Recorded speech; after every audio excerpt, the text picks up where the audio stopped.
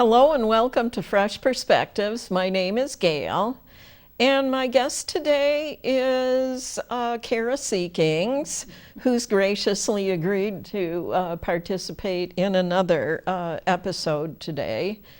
The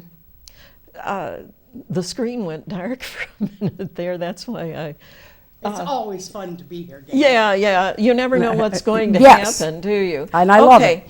So, thank you for coming on again and for wearing a brightly colored blouse again. And I'll let you introduce the subject of the day. The subject of today is kindness. Now, we do so much chatting about if only people were kind and why aren't people kinder, and look at how bullying and creepy that little kid is. Kindness is about learning how to be kind. And it's about, we model our behavior for our children, of course. And so if they see us be unkind, shouldn't be surprised. So when Gail and I talked about this topic, I thought, you know what? I talked it over with a couple of friends, and I thought, I'm going to put together a list of things that are simple ways. You know, great kindness would be if I could hand a box of 50s to someone. That would be great kindness. Mm-hmm. But I'm not in that financial ballpark. So the first part of the show, we're going to talk back and forth about some ways to be kind. Simple ways, though, simple ways. And then I'd like Gail and I to share a meditation with her viewing audience. And I don't know if you've done meditations on the air before or not. Actually, we did one with you before. Did we? I couldn't remember. I can't remember what it was called, but you had me sit with my hands this, and so we did do something on that order. Okay, well, we're going to do another short one because this one is called a reflective meditation. Gail will do part, and then I'll ask you to reflect on some questions. And of course, you don't have to ever share your answers with anybody, but if you want to, fine. Mm-hmm. But let's start out with, what's the kindest thing you've done lately, Ms. Gail? Well, let me see. I was really kind when it was really kind of me to ask Cara Seekings to be on Fresh Perspectives. Absolutely, after I'd just been here. Yeah. Well, and I had a thing like that backfire. I work with someone who is the absolutely loveliest, kindest person. You know, me, you could imagine being a little short or snappish. Mm-hmm. She, no. And I was in an odd angle so that reflectively a mirror was hitting the side of my face.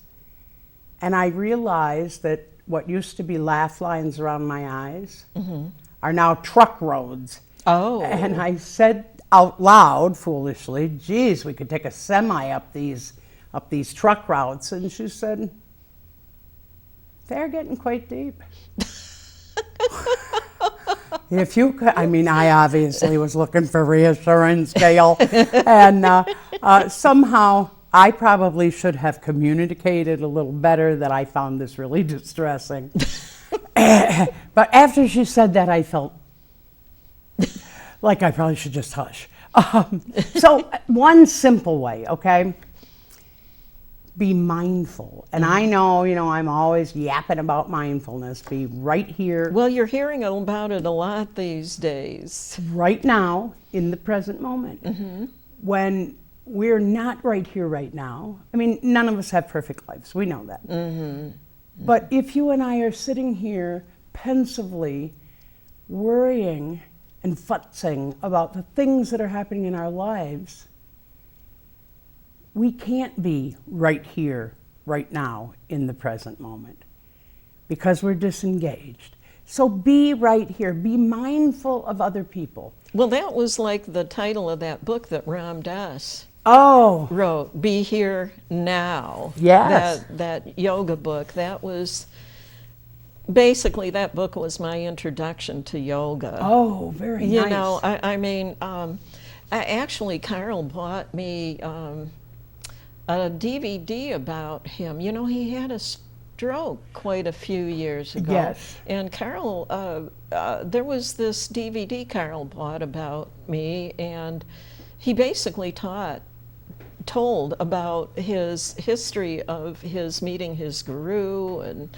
his whole life story from that point on. And but basically, what the point is of saying be here now is you shouldn't really be worrying about the past or the future, because the moment that we're in right now is all that exists, is this very moment. And all that matters. Yeah, the very moment. So, well, and AA, of course, teaches the same philosophy, because AA talks about the past is history, the future is a mystery, one day at a time. Right here, right now, in this moment. So, have you noticed, particularly with mask wearing, it used to be more that people would look up and meet your eyes. Now, there's more downcast eyes than ever. oh, Even though I can't see your smile under your mask, I can see your eyes. Please look up and share them with me.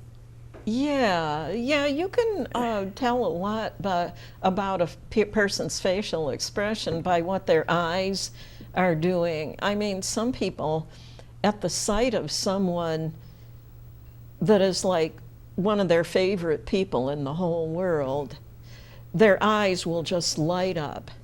We will become illuminated. And I just love that, and these are really, when someone is trying to pass you, like in a movie theater seat, now that the theaters are reopened, or I have very long legs. So I have always made it a point to get my legs out of the aisle. But movie theater seats are not designed for motion.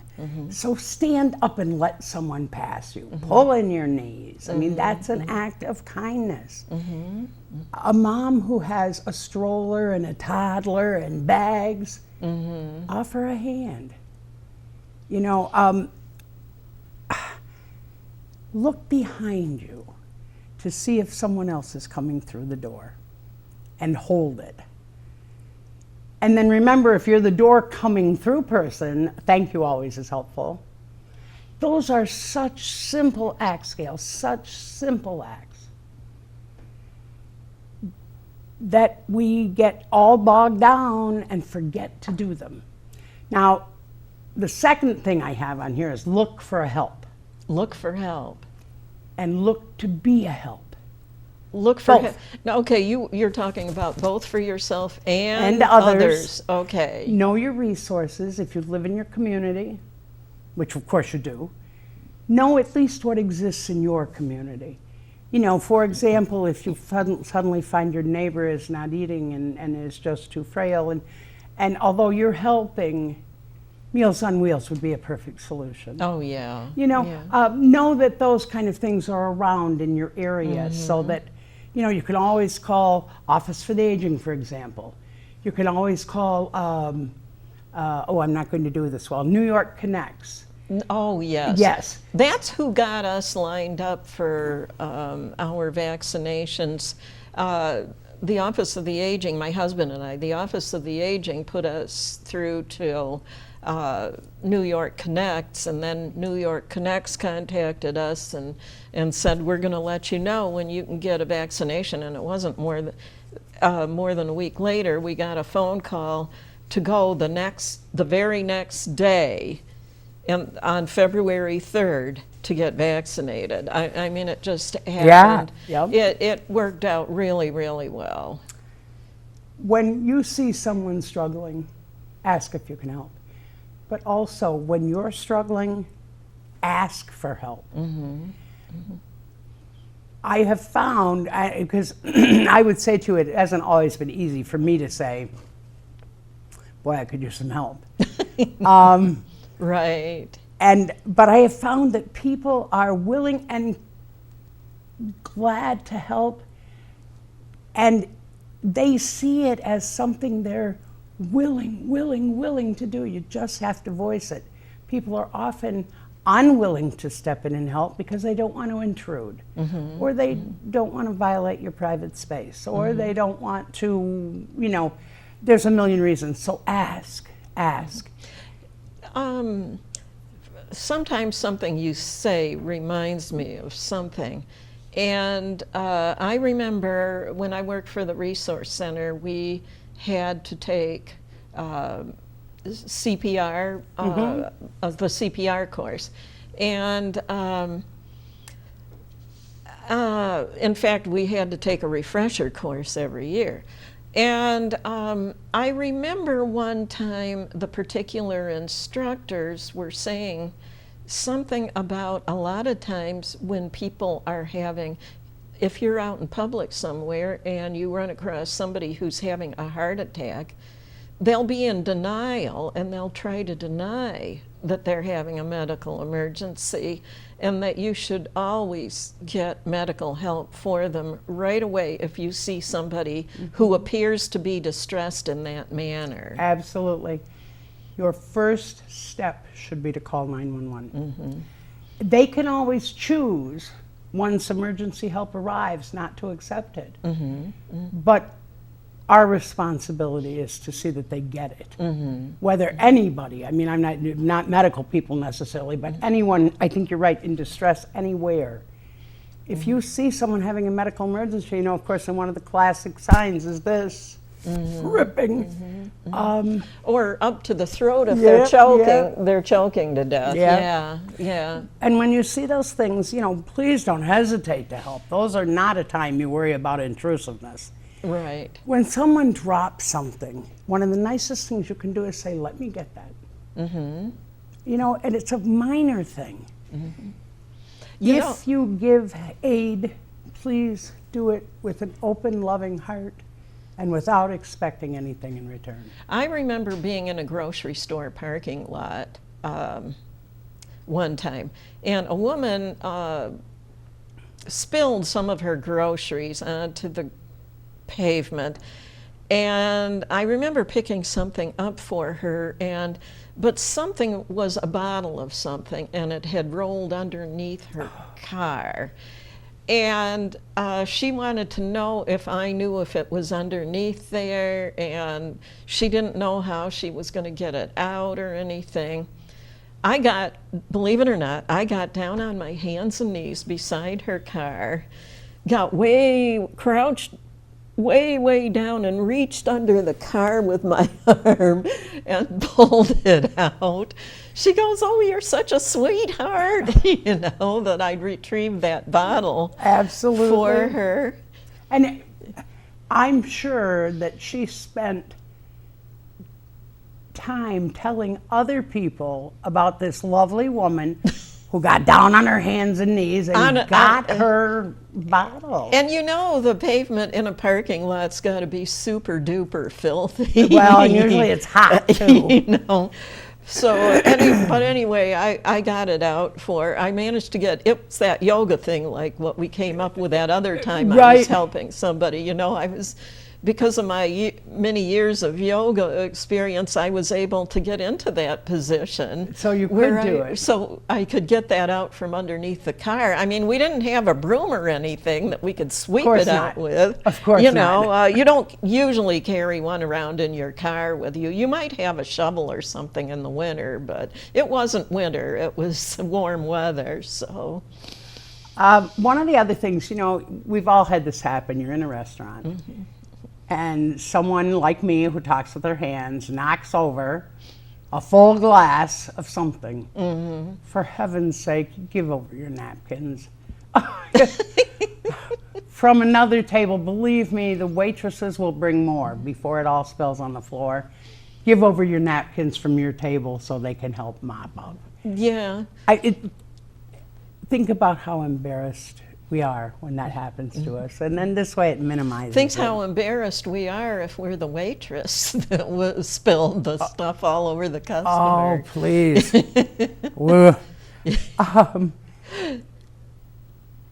Do someone else's chore or task.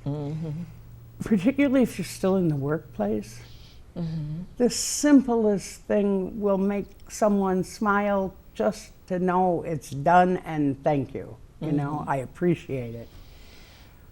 One of my favorite things to do too is when you're on vacation somewhere and you see this family group trying to gather in, I make it a point to try to ask, can I take a photo for you, before they ask me.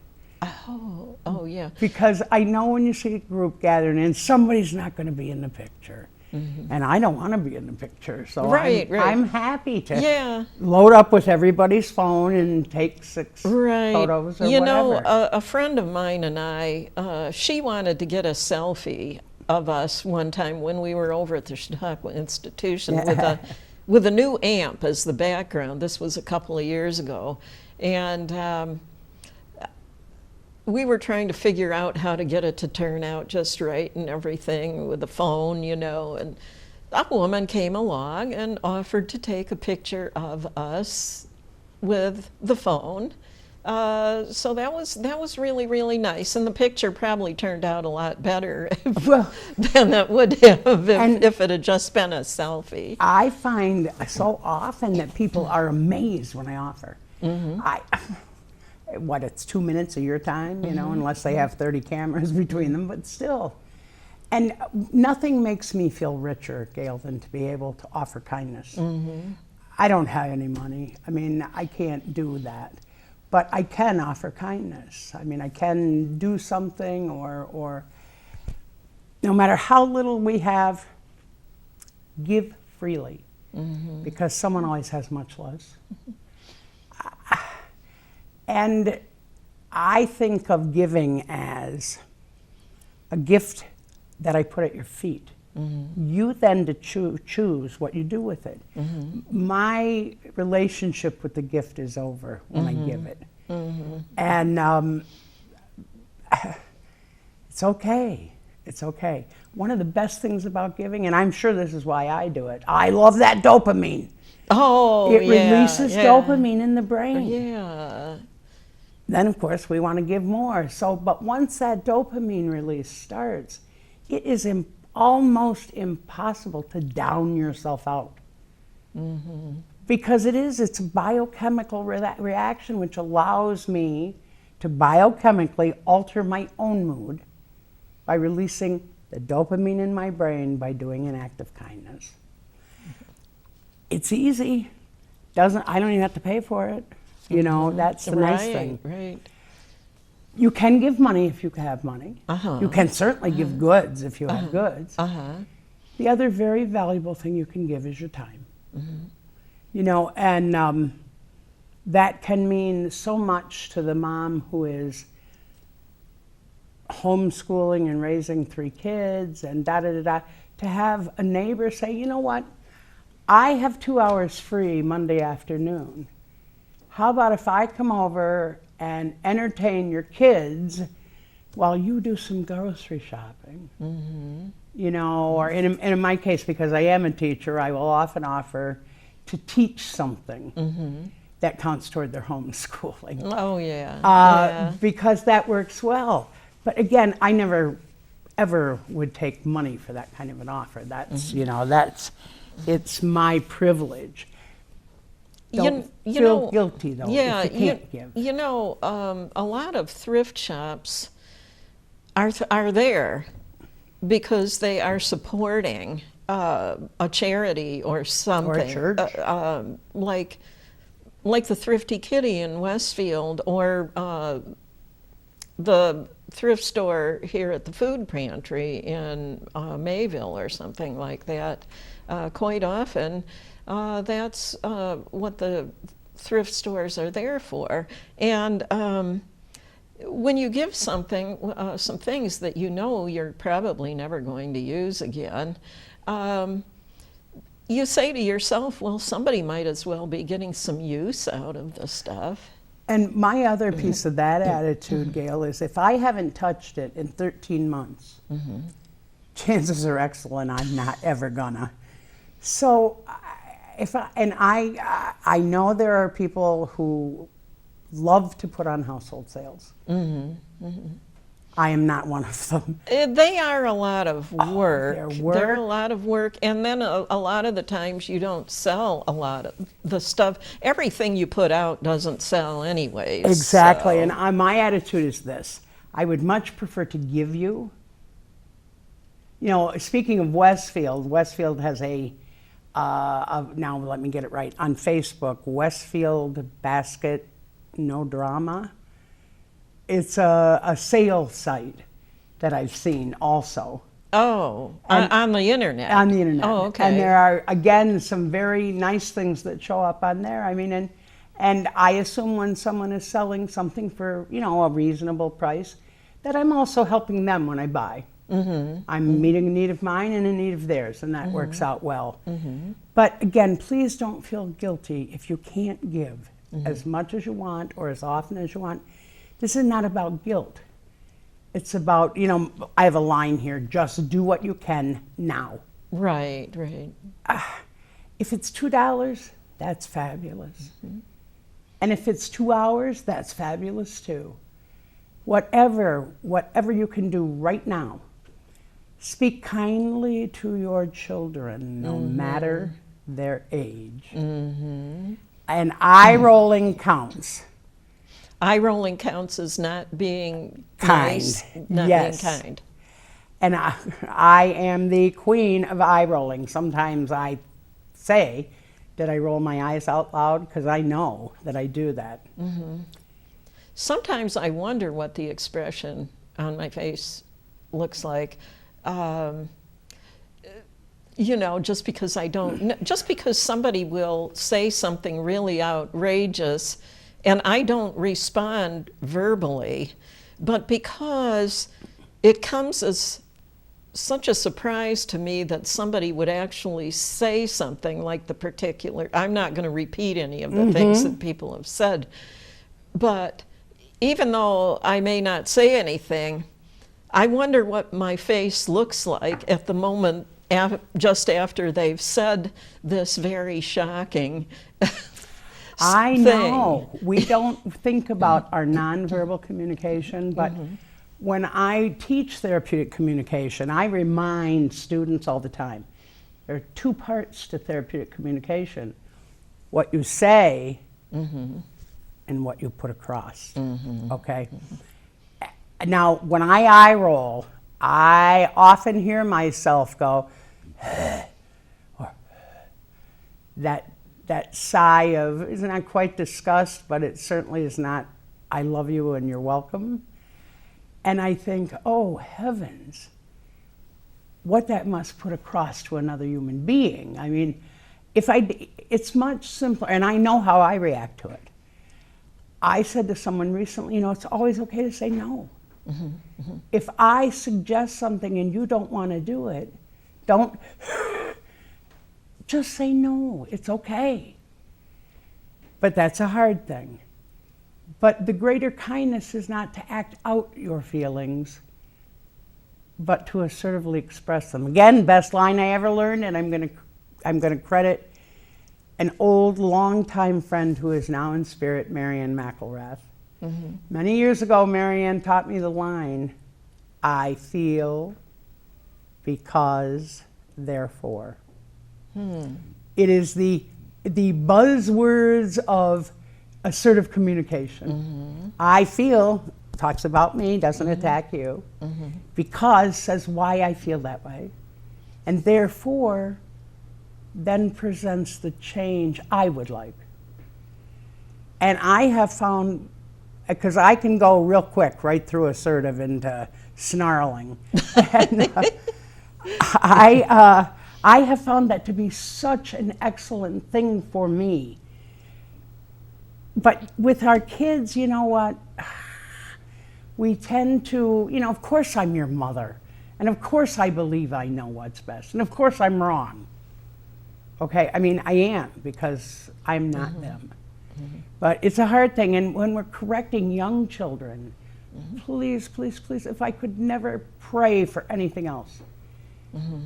Anytime a nasty phrase like dumb, stupid, fat, skinny, weird, any of those words leave a parent's mouth, they would lose their voice.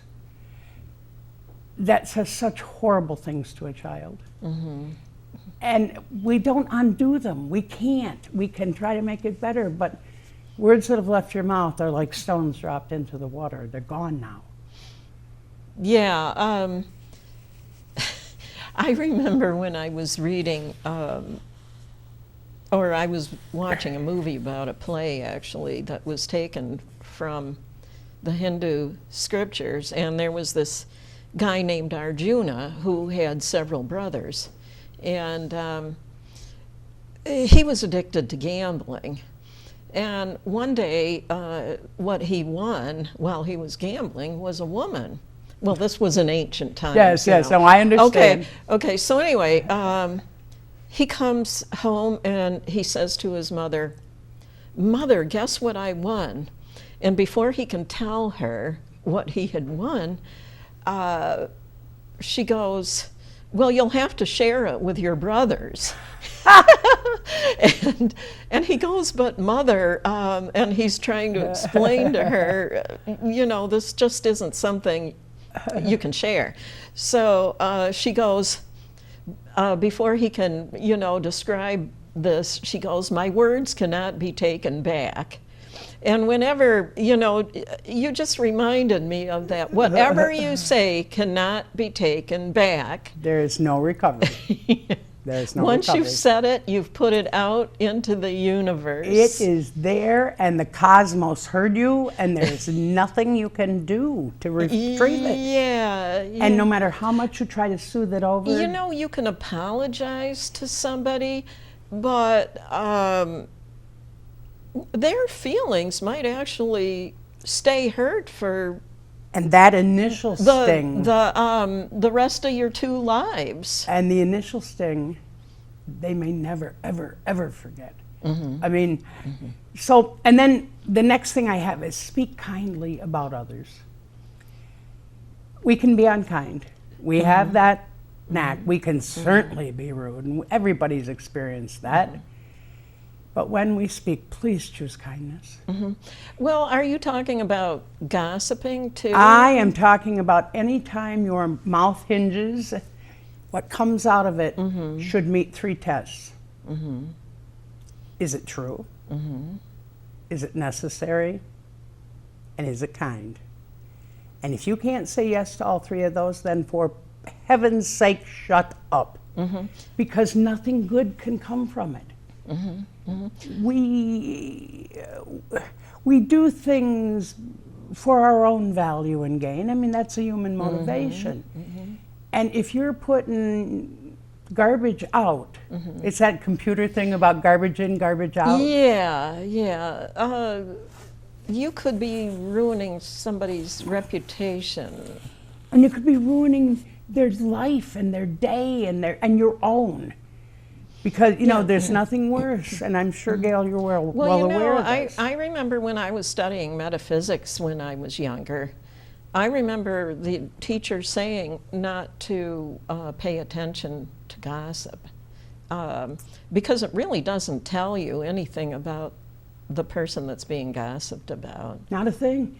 What it tells you is about the person who is sharing the gossip. Doing the gossip. Yes. And there's this little suspicious trigger in my head that says, if you would talk to me about somebody else like that, what must you say about me? And again, there's another AA for that. What other people think of you is none of your business. But that piece of that,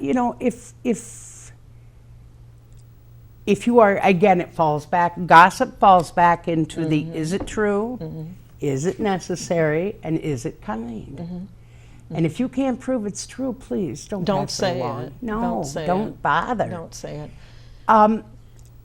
If you need help staying kind, and sometimes we all do, I find if I put up a really nice picture on my computer or my phone, and I just quiet myself and breathe in and out a few times and fill my mind with positives, I can step over whatever the obstacle is. And it's not me. I don't do that for hours. I mean, my life doesn't allow that. I do it very briefly. And I keep, by the way, I only keep soothing wallpaper on my computer. Oh, okay. I don't keep anything that, both professionally and personally, I don't keep anything that I find upsetting or distressing, because I want to be able to lose myself in that. A friend of mine posted a Facebook picture recently, Nancy Lombardo, who's a really interesting person if you ever get a chance to have her as a guest. Yeah. She's somebody that you actually know. I do. Yeah, She was a marshal in Oklahoma during the bombing. Oh. And she lives where I live, and she's a wonderful person. She also is a yoga person. That's another reason we should get you together. Oh, good. But yeah. Nancy took a picture, which she posted on Facebook, of a swan gliding along the lake facing Glasgow Road. It is the most gorgeous, serene, lovely. Oh, it looks, wow. I immediately downloaded that picture because that's a new screenshot for me. Use those kinds of things. We don't all dwell in, fantasy land. We live in the reality of this world where oil pipelines and meat plants get hacked and things like that. So fill your face. I love the fresh perspectives look. Although I did try to tell someone yesterday that my hydrangeas were beautiful, and they said, "I don't think so, Cara." I said, "Yes, they are. You should see them. My rhododendron are beautiful. My hydrangeas have not bloomed yet." Oh. And that's what she was saying to me. Oh, did you say the wrong word by mistake? Yeah, I thought it okay. was my hydrangeas, but no, it's my rhododendron. Yeah. So when you do those things, fill your head with the positive. Please, if something negative happens, okay, that happens to all of us. We don't invite it, but if you wallow in it, you make it yours. I can't afford to rent space in my head like that. No. I need to be able to wallow in the positive. I swim with the swans kind of thing.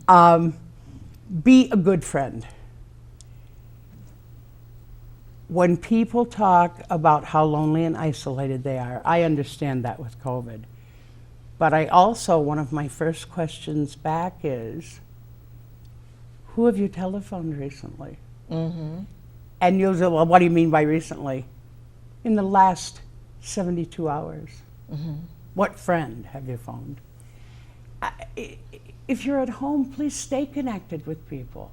Make it a point, because everybody's just as lonely as you are. So stay connected, make those calls.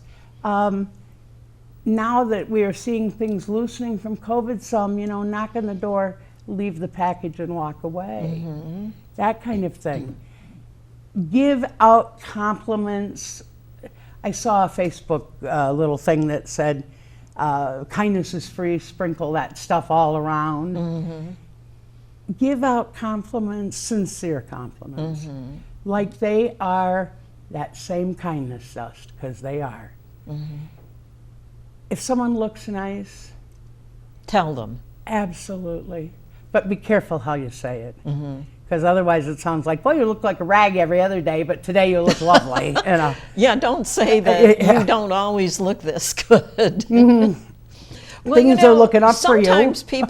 Sometimes people will ask you, how do you like my new hat or whatever, And I remember somebody telling me one time, it's okay to say something if you don't really like the hat or whatever, but you can say something like, well, it's a good style for you. It looks good on you. One of my lines, it's really not my style, but you know what? That color on you is fabulous. Or what? There's got to be something on the hat worth admiring, okay? And I'm observant, so I can, usually find something that positive to say about that. Absolutely. Because every once in a while, you will run across somebody who's going to ask you, how do you like my new, I just got this blouse, how do you like it, you know? And That's what happened to me with my laugh lines around my eyes. I should have been a little bit more careful how I put that out there, because I got exactly what I asked for. But yeah, give those compliments, give them. If you work with someone who does a great job, or I know you practice yoga regularly, and I assume that you maybe go to a class or whatever, and maybe someone in the class has been struggling right along to get the poses. And when they accomplish one, let them know that, say, boy, that was Yeah. impressive. yeah, you got the hang of it. You got it. Yeah. You know, there are none of us who can't use a big ladle full of encouragement, no matter what we're doing. There are none of us. Yeah, you know, sometimes when I'm out in a public place or something, I'll say something to somebody. This is kind of funny, and it actually seems to happen around me fairly often, but I will say something to one person, and somebody else will think I'm talking to them, and they'll respond to what I just said, even though it didn't really have anything to do with them. So so then I just sort of go along with it, Yep. as if, yeah, you were the one I was talking Yep. to, you know. And have you ever waved to someone and have half the place wave at you? Or look confused Yeah. because they don't know who Who is you this are. crazy woman? You Yeah. know? That happens to Yeah. me like in the grocery store and Yeah. stuff. I'll see someone and I'll wave and Well, then you know, there are people who look similar to each other. And, you know, sometimes people have been kind of rude to me if I've mistaken them for somebody I actually know. Oh, really? But, See, yeah, that would so, be sad. And that kind of will discourage you from going up to people until you're close enough to know that you're absolutely certain it's somebody, you know, so. Well, and I think that depends too on how much of a risk taker you are. Because someone who is perhaps a little more timid or less of a risk taker might have a really hard time with that part. Be support on their very worst day. And keep your judgment to yourself. I'm a firm believer that when friends ask for advice, they really aren't looking necessarily for advice. They are looking for validation. And so when someone asks me for advice, my opening phrase will be, you know, of course, I believe we all have free will. So while I appreciate you asking me, this is only one of the options you might think about. You know, I never want anybody to feel that. You don't ever tell them this is what you absolutely have to do if you want things to No. work out. Yeah. No, because I'm good, but I'm not that good. And how do I know? And plus, we do have free will. I mean, whatever you believe in as far as creation goes, we have free will. We make choices. Sometimes mine have been less than fabulous, but sometimes they've been really good too. And we grow, mature, and experience through the failures, the mess ups. Someone posted recently, I am such, not about me, but about themselves, I am such a failure. That broke my heart, okay? But the second piece of that was, I posted back, I view failure as the next step to succeeding. Because I don't know, I don't know anybody who hasn't failed at something. Many of us could, I could stack mine up like a ladder. That's how we get to the point that we can then make better choices. Informed consent doesn't happen because you hit a magic age. No. And wisdom, I like that old joke about the difference between wisdom and knowledge. Knowledge is knowing tomato is a fruit. Wisdom is never, ever, ever putting it in fruit salad. Oh. That's the difference, So yeah. when you think about that, so be a good friend. Be an includer. we as a society tend to get a little cliquish. I've noticed. We tend to like Yeah. those people who like us and who are like us. And please be the welcomer. Sit by the person who has no one to sit with. Introduce yourself. Include them. You know, it's that person who looks alone, who is alone. And although they may bore you to death for 10 or 15 minutes, you know what? None of us have ever died from boredom. No, no. And I have met some of the most interesting people by going up to the person who looks like they're hiding in the corner at a party or whatever. And it's like, hi, I'm Cara. You know, and let them. Well, if a person was, let's say, was not popular when they were a kid going to school, it may cause them to be kind of shy, and so they may be sitting in a corner like a wildflower if they attend a wedding or whatever, or something like that. And You even see it at club meetings sometimes. do you? Someone who doesn't quite feel included in the group. I always wait to take my seat, like at women's club meetings, etc., until last, because I look for someone who's alone. And I will sit beside them and chat. It doesn't cost anything. No. And you know what? Some of the most active club members become that because someone said to them, hi, my name is Cara. You know, and included them and said, you know, when someone says to me, what can I do to help?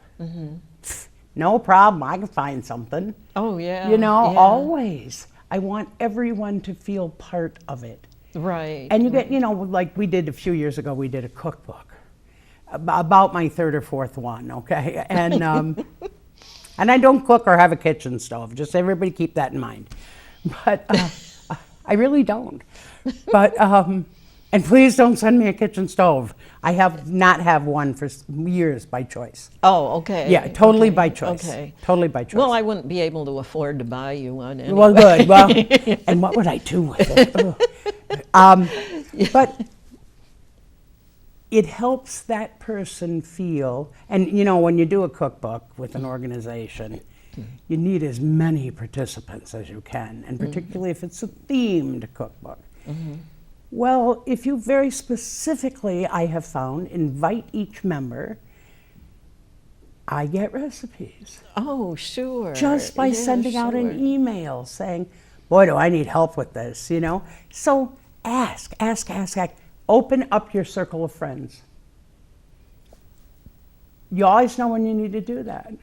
Of course, you do have to remember that you have to name all of these people. There's a certain place at the beginning of the book where you have to name all of the people who've been involved in the book. Absolutely. Because I never read a book that doesn't have like a thank you section to 30,000 people. to a whole bunch of different people who made it possible for you to author and publish this book. Well, and I'm real clear with cookbooks. I'm the editor. I am not the author. I'm the compiler when I do it for organizations. Many years ago, when Fredonia had a large celebration of their whatever centennial it was, we did a grape cookbook to celebrate the grape industry in Fredonia. And we got tons of recipes, but if you just kind of put out a little blurb that says we're doing this, people don't think you want theirs. And I have found if I take the time to copy the same email, but I send it to each individual, I get really good response for those kinds, because people want to be included. They want to feel part.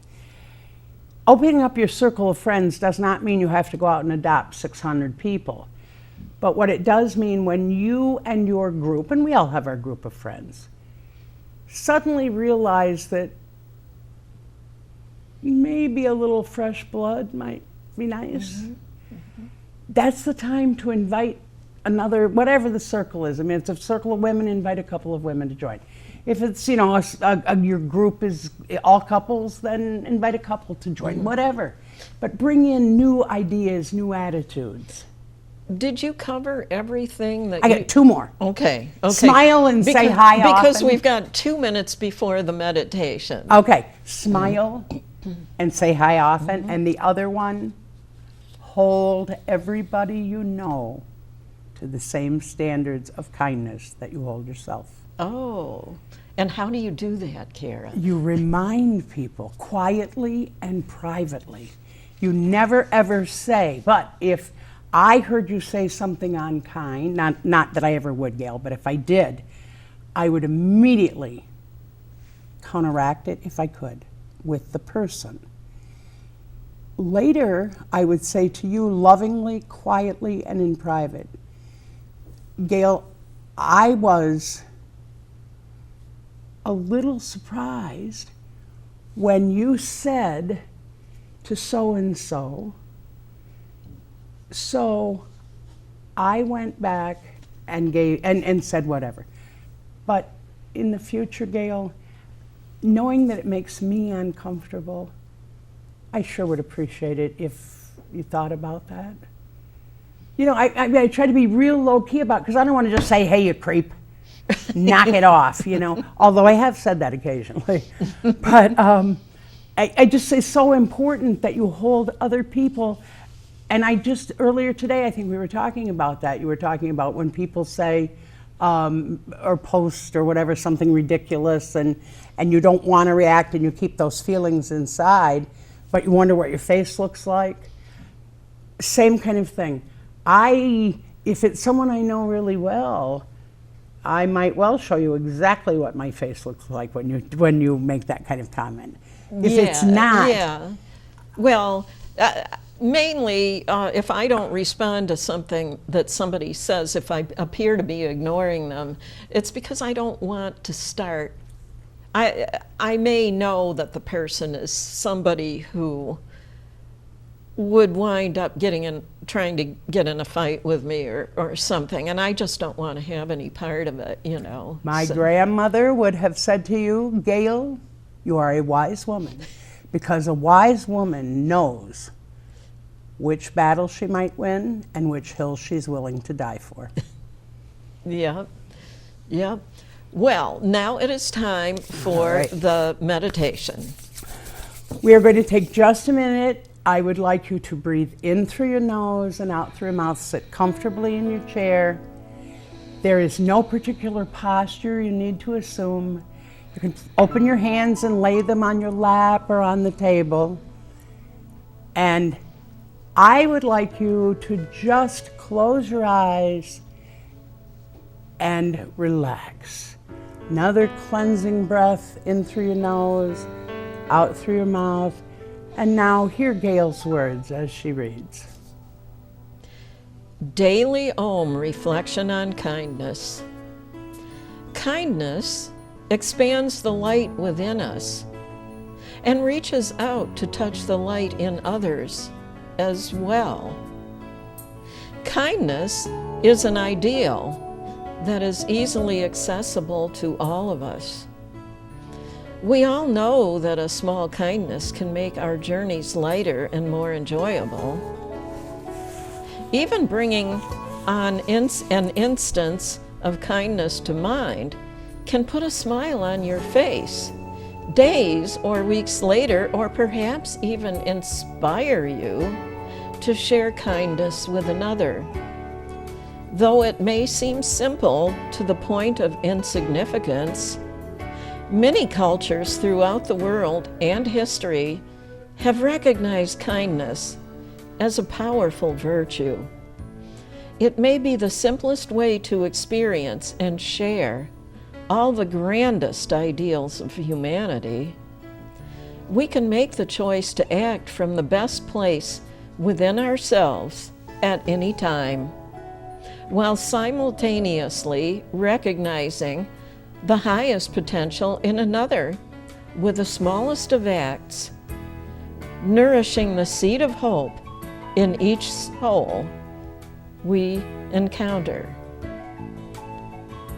Now remaining quiet and relaxed, the music being soothing, your chair supporting you comfortably, your heart and your mind open to all the good and kind acts in the world. This is a reflective meditation. I'd like you to take a few minutes now to, as I ask these questions, reflect on your answer to them. When you think of what kindness means to you, what words or actions come to your mind?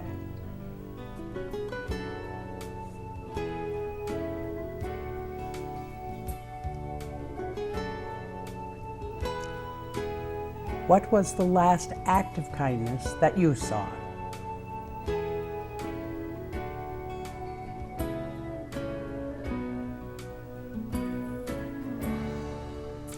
And how did that act make you feel?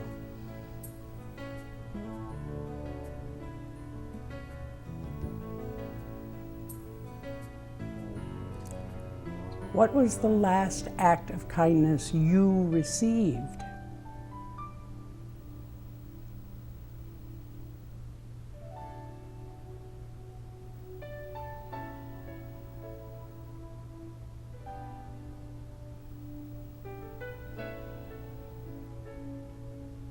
And how did that act make you feel?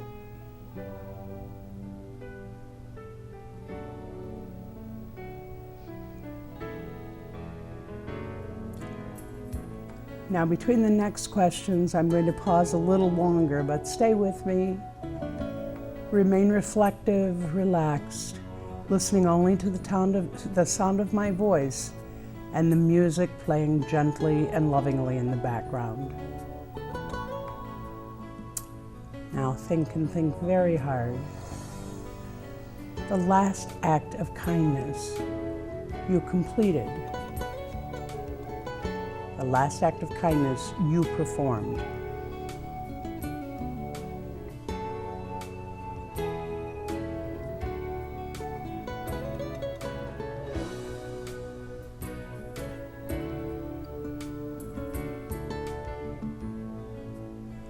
Was that act anonymous?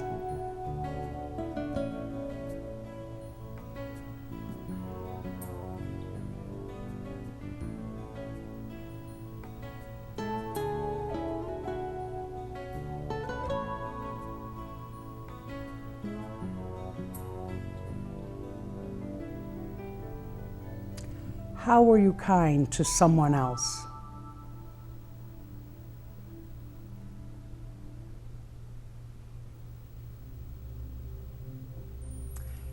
And how did that make you feel?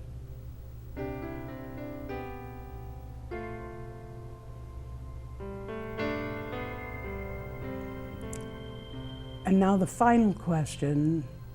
Another deep breath in through your nose, purse it out your mouth. Relax and settle into your chair. Stay here, now, present in the moment with me. Really search deep down into your heart and soul. I'm asking for a commitment here. What would happen if you commit to performing one act of random kindness each and every day? What would be the best outcome and what would be the worst? Sit quietly and search your heart, your soul.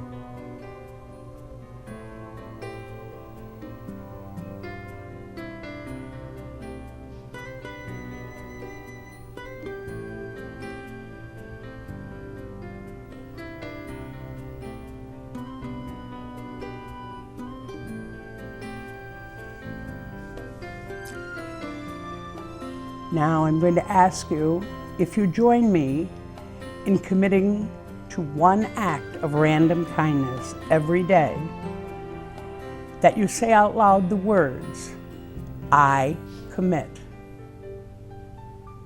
I commit. I commit. And then, again in the quiet solitude of the music, think of an act that you can commit to start today, right here, right now, in this moment, in the beautiful day that Mother Nature has blessed us with.